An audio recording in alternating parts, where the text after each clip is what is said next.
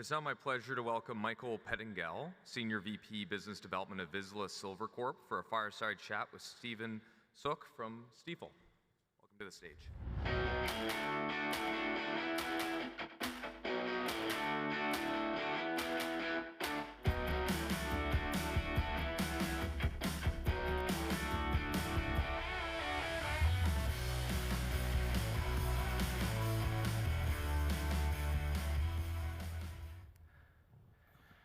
Great. Well, thanks everybody for joining us here for a fireside chat on Vizsla Silver.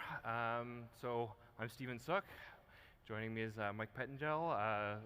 So yeah, we'll dive right in. So Mike, Vizsla's had some pretty amazing success growth-wise over the last few years. Maybe just for those who aren't familiar somehow, if you could take us through where you started a few years ago and then where the project's at currently. Yeah, absolutely. And thanks everybody for being here. Vizsla has a flagship Panuco Silver Gold project down in Mexico. It's a silver primary discovery we made in basically a newly consolidated district. We've basically outlined through about 400,000 meters of capital efficient drilling one of the world's largest, highest grade undeveloped silver primary resources. It's about 325 million ounces of silver equivalent, grading just shy of 500 grams per ton. Yeah, that's definitely something pretty special in terms of the grade and rapid growth and scale of what you guys have been able to put on the book so far. So obviously a great endowment. So you know, that's kind of coming to some pretty major milestones here. You've got a PEA coming out in the next little while. Maybe you can just give us a little bit of teaser on how you're starting to think about framing the project moving forward. Yeah, that's a great question. So we have been an advanced explorer for the past several years, drilling these large drill programs, over 100,000 meters a year, and we've found enough, right? All contained within this tight radius in basically a postage stamp within our large district. And so the plan is to now move as efficiently and rapidly towards production as we can. And the goal of getting into production in mid-2027, the first stop along the way is that PEA. So that's going to come out here in Q3, sometime before Beaver Creek, that's what we're saying. And again, look for this to be a very robust production profile at a very modest initial capital outlay. Yeah, that's certainly the scale of capital investment is something that investors are focused on. Is the project financeable at the scale of company that you're at? So that's something that goes a long way, and something that originally attracted me to the Panuco project. So you know, buildability and mineability, I think, are two ways to put it. So could you maybe expand on that a little bit in terms of access to infrastructure and why you know, the ore bodies are set up to support future high margin production? Yeah, this is a brownfield district in nature. The discoveries actually date back all the way to the conquistadors. Been mining in this area for 450, 500 years, but there's never been any commercial or mechanized mining. Right, but it's got all of that infrastructure endowment set in place given the past producing nature of this district. So we've actually got highways that bisect the property, high tension power lines that bow around our center of mass and our center of mineralization. All the locations that we're looking to develop, our surface infrastructure, are on previously disturbed ground to expedite that permitting process. And all of our mineralization is right at surface. Now, this is an underground focused project, but when it's all right at surface, that keeps your development costs extremely low. So we couldn't imagine a better area to go into developing, you know, the next world-class silver project. Right. Yeah, definitely.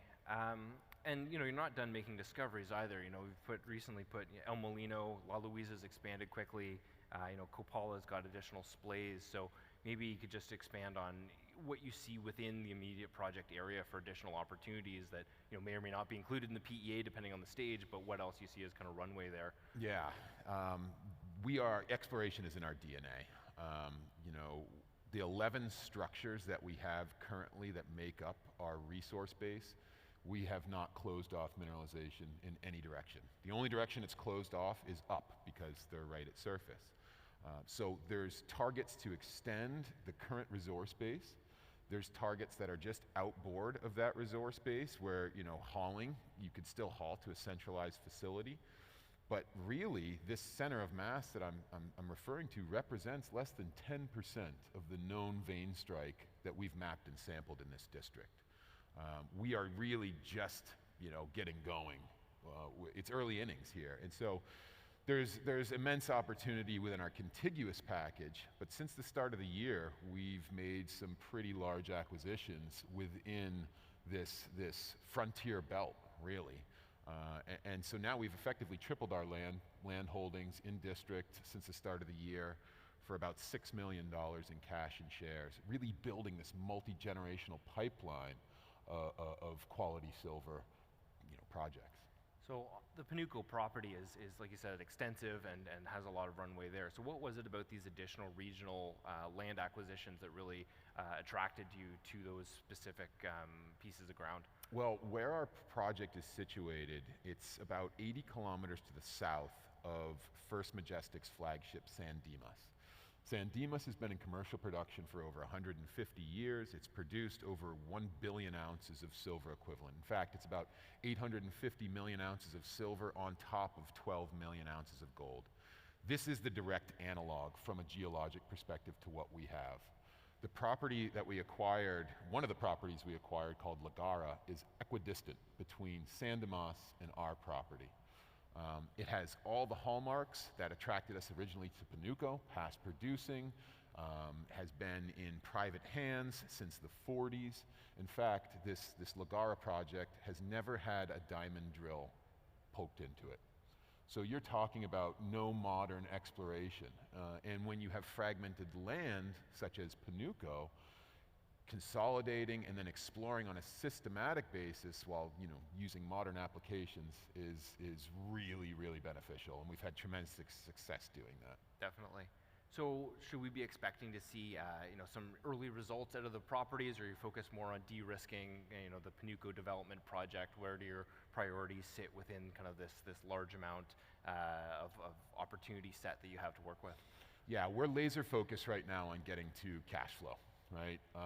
We can continue to explore and raise capital and dilute ourselves down while we add more to the resource base. But, we're not getting rewarded for that. The way you get rewarded is to de-risk, get into cash flow, and then you can attract that elusive silver premium, right? And so that is our goal. In year 2 or 3 of cash flow, we can start exploring the rest of the district, the contiguous district, as well as some of these earlier stage properties that we've acquired. In the meantime, though, again, exploration, as I said, is in our DNA. We have undertaken some low unit cost exploration methods. One is the acquisition of World 2 satellite imagery that's covering our contiguous package. We're also flying EM, MAG, as well as VTEM survey across our package to help aid in that ongoing targeting. Okay. And when it comes to de-risking, what does the next couple of months? Obviously, the PEA will be a good piece of data point de-risking, let's say, for the market. But in terms of operational de-risking, what does the path forward over the next 3 to 6 months look like there for Panuco? So we've got 3 key de-risking initiatives that we've outlined for the remainder of 2024 and the first half of 2025, all feeding into a feasibility study that we're looking to publish in the summer of next year.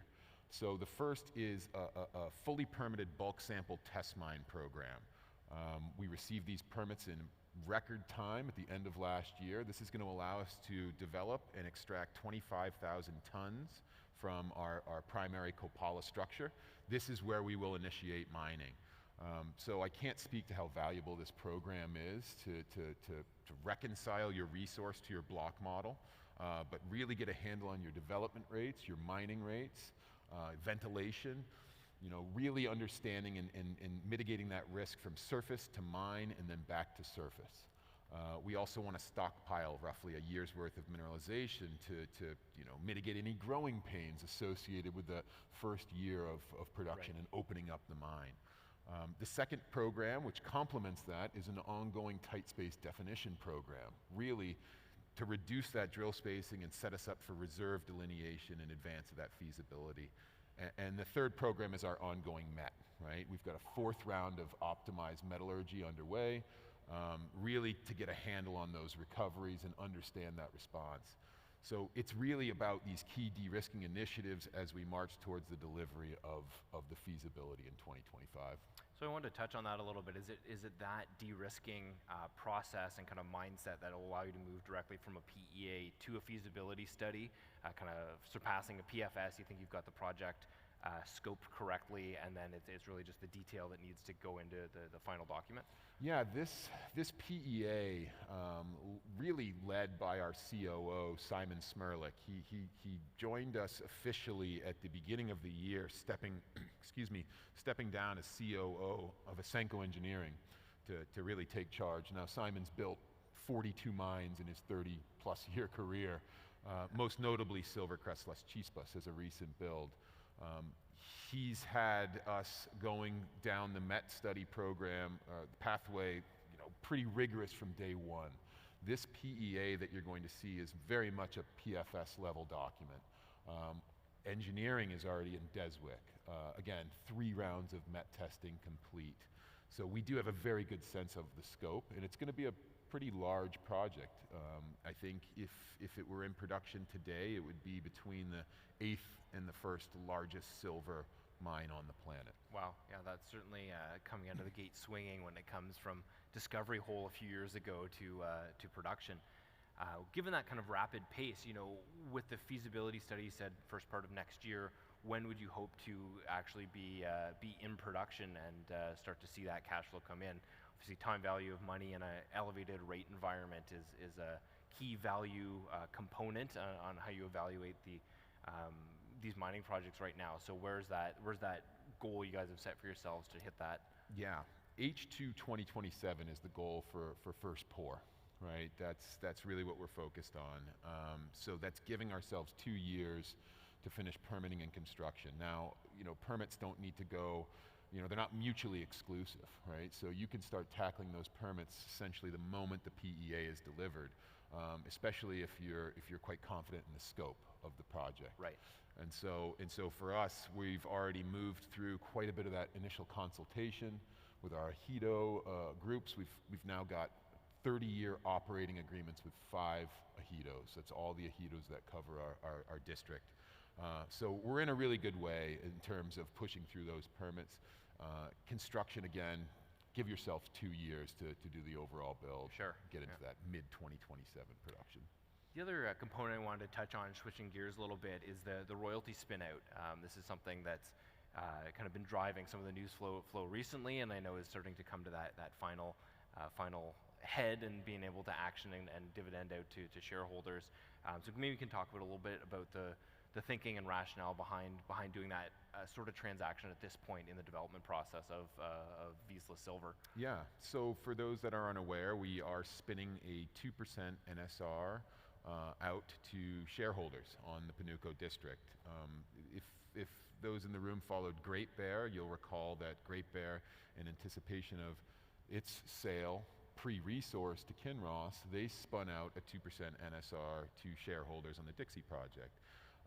Really insurance for any future production that could come or future exploration upside that could come from that project. And so that's very much the same thing we're doing. The big difference is that Vizsla Silver is going to retain a 49% ownership in the SpinCo. That way it can still use it as a potential financing tool or optionality down the line. And so the date of record for distribution, I think it's been set as the 21st. Okay. So for every 3 shares of Vizsla that you hold by that date, you'll receive 1 share in Vizsla Royalties, as well as 1 warrant in Vizsla Royalties. Right. Yeah, it's certainly a model that worked extremely well for Great Bear on a district with that much runway from an exploration perspective. I can see how that would be attractive to shareholders. Mm-hmm.